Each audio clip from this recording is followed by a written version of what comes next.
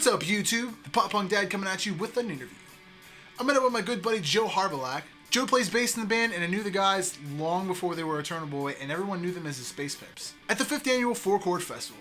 Four Chord Fest is actually run/founded by guitarist lead singer Rishi Ball of Eternal Boy.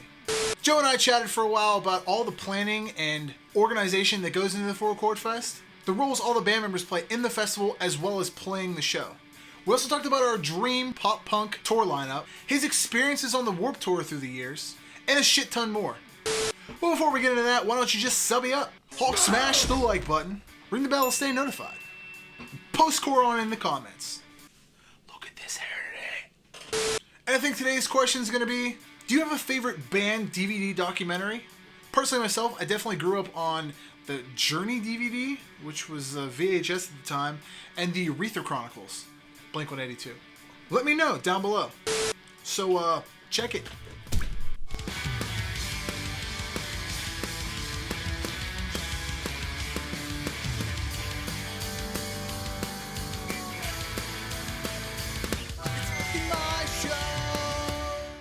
What's up, guys? It's the Pop Punk Dad here with Joe from Eternal Boy. It's so much harder to stay when the world is saying you should leave. It's harder to stay when you know it's not your fault. I still read your letter when we were together. It's harder to stay when you know you got the world in your, when you know you got the world in your, when you know you got the world in your shoulder. This is your guys, Eternal Boy's 5th year of doing a show. What's it been like this year? Stressful. I mean, my role in all of it pretty much is I'm like a foot soldier. You know, Rishi is the brains of the operation. He puts together everything, and I'm a grinder as well, just in a different capacity. I move tickets. I help with loading, and you know, we were here a few days ago loading a bunch of gear in. Extra stage hands, things like that nature. But I think the hardest part of it, though, is just watching the stress, watching him get a little bit stressed about things. Not in a negative way. I mean, we're all human beings. I see him like he's running around all day long. Pretty much. But I mean, figure the past, months and months leading up to this, it's been one thing after another. You know, trying to fulfill a lineup, trying to get a lineup that's appropriate. Working within a particular budget. There's so much that goes into it. Do you guys basically start planning for next year after this is over? That's a good question. That's more Rishi's department. I know that as far as bands that are headlining, I think that's been a little bit more sporadic as far as when an offer is made, or, I mean, it's not official until whatever happens, happens. I mean, like I said, I'm more the other department. I'm more, at the show. I sell a lot of tickets. I run around like crazy and deliver tickets and meet people and market as best as I can.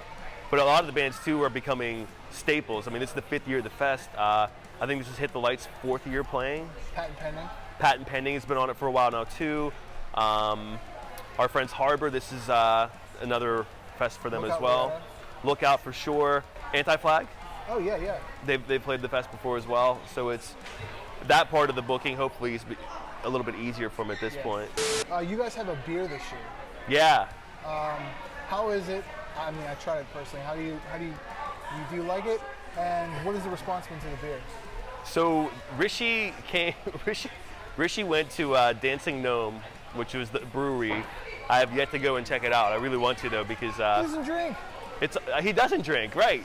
But he wanted a beer. He had to have a beer, and I'm happy for him because it was really cool. He went to Dancing Gnome. He bought a ton of cases of beer, and he brought them to our practice space and pulled out a 3-pack. One was missing. It was like a 4-pack thing, and he said, "Joe, try the beer." So I opened one up. Of course, I give him the first sip. He's not a drinker at all, which he does not drink, but whatever. He took a little nip and. He said, I think it's good. And cough medicine. Oh, yeah, for sure. And whatever. I drank the other ones, and I really, really liked it. It tasted great. He showed up at my house to do tickets and some stuff I was talking about, and he had him in his car. He just picked him up. Yeah. Yeah. Yep. So I saw them the same day. Yeah. But I liked it a lot, and they're sold out. I went to just grab one. Yeah, I wanted to bring a beer over here to just hang out with a beer and talk to you, and then I went to grab it, and he said we don't have any more left, and you couldn't bring a beer over to this part of the show. You guys recently did Canada. Yeah. How was that? What did you guys do there? So Harbor, who is playing Four Chord or already played Four Chord today, really good friends of ours. They're from Brantford. I think one lives in Kitchener too. I may be mistaken, but regardless, we did 3 shows with them, and it was a lot of fun. They're a great band. They're really good dudes. And Canada, it's like a big Pittsburgh. Go to Canada. Yeah, I went to Toronto a long time ago. I really want to go back. Awkward Phase, it's like the 1-year anniversary for you guys being on Billboard. What was that like? That was the best week of my entire life. It was insane. I just remember seeing the numbers. It was the best week of my entire life. It was just great. I mean, I don't know how else to explain it. I don't have words to explain how good it felt, and just a little tougher one then. What do you guys do to plan to top that? Oh man, that's a really good question.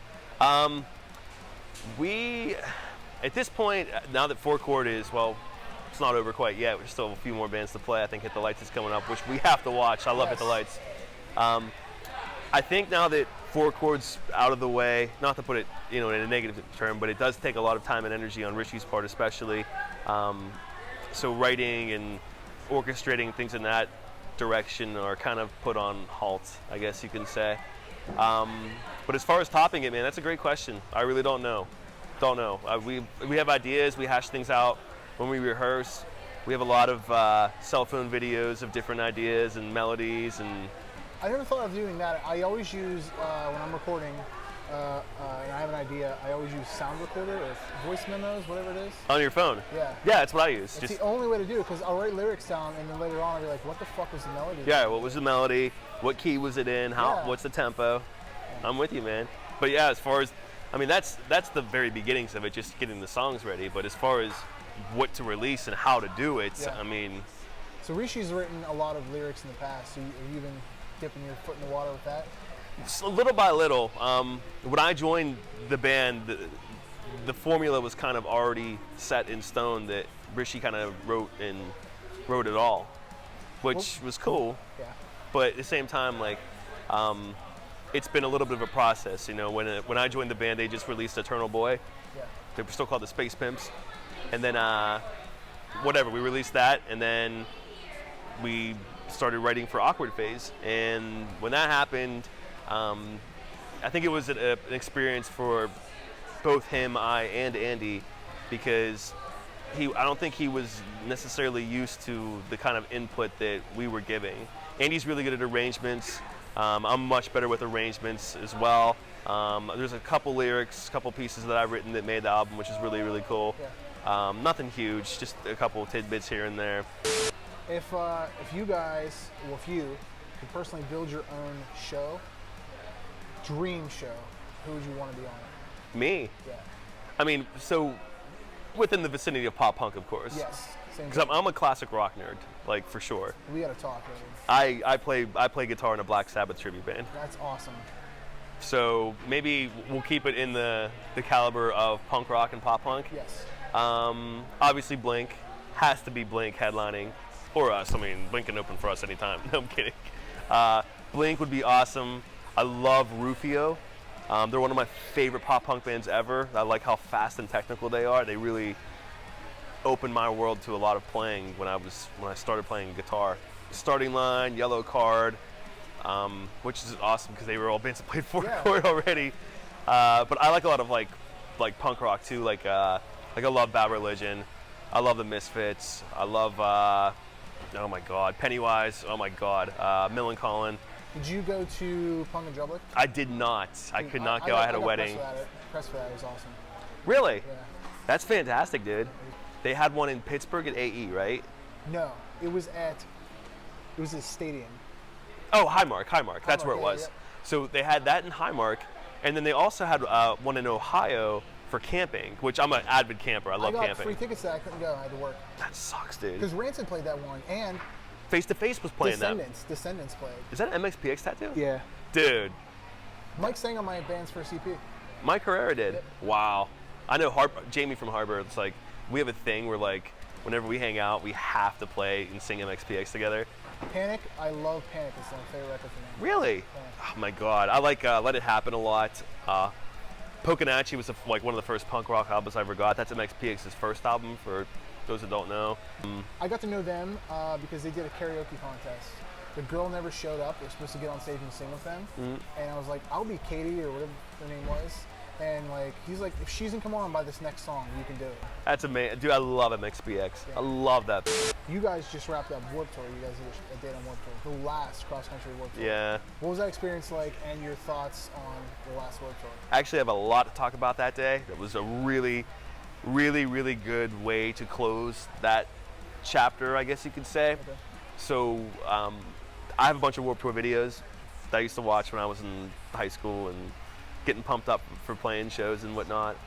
And whatever, we played the Pittsburgh Warped Tour date.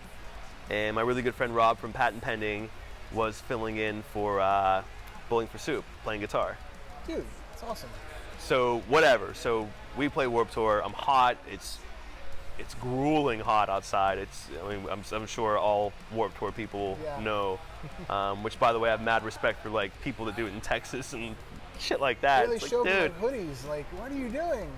I don't know, man. I'm like at the end of the day, I am exhausted. Oh, yeah, like I I was need. totally burnt. Oh my God, it's ruthless. It is totally ruthless. But nonetheless, after we played the set, Rob hit me up and was like, "Dude, come on the bus and let's hang out." So went on the bus, hung out with Bowling for Soup, That's awesome. drank some beers, and then afterwards, Warped Tour has what's called the barbecue afterwards. I'm sure you heard about. Yeah. But so it ended up being like an all-night thing, not all night, but they were playing a different show. I think aside from the Warped Tour, the rest of the people on the Warped Tour went to the next Warped date. Yeah. And then I think Bowling for Soup had a show in Ohio or something the next day. It was a show not on the tour. But anyway, Simple Plan was parked right next to them. And we just all hung out. It was cool. I mean, and I love Simple Plan. Like they have a DVD called A Big Package for You, which came with a little CD called A Small Package for You. Dude.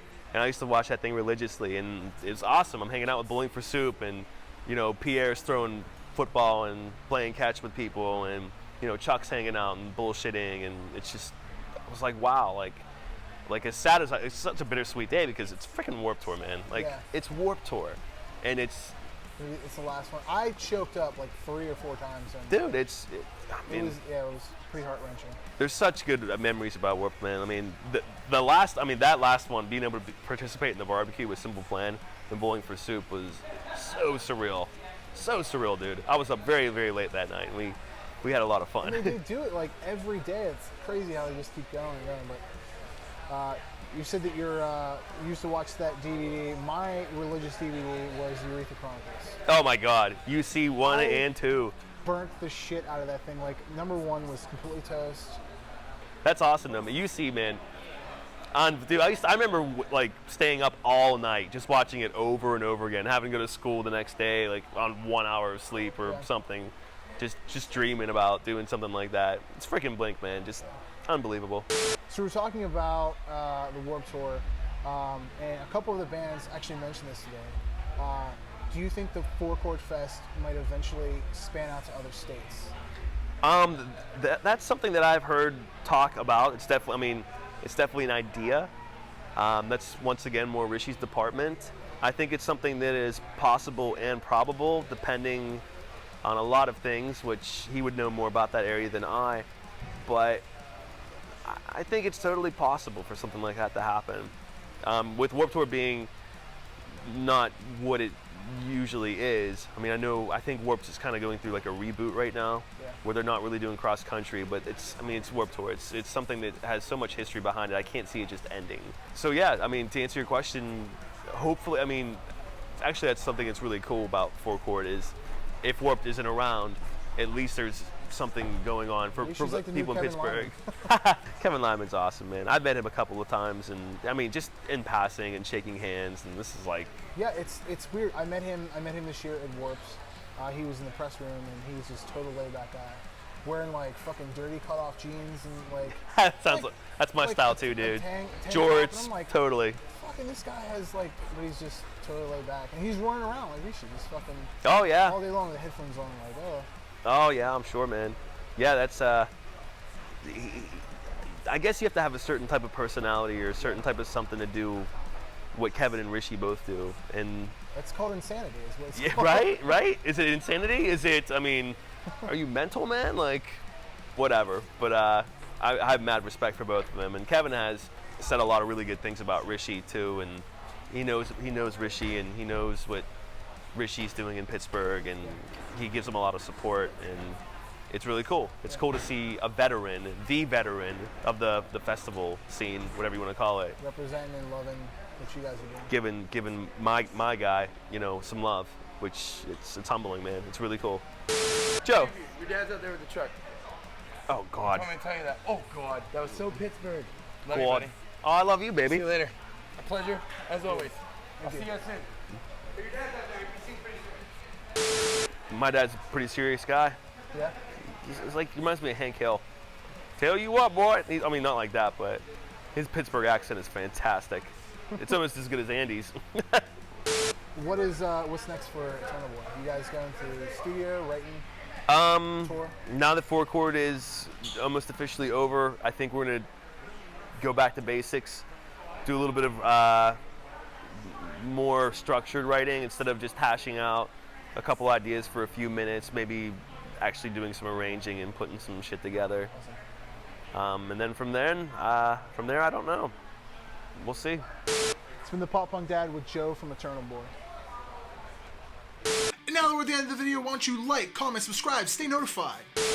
Give us a share. Share this on over to people who like going to music festivals and concerts and that kind of thing. Like I said, special thanks out to Joe from Eternal Boy for taking the time to talk to me at Four Chord Fest. And you can check out links to all of Eternal Boy's upcoming music.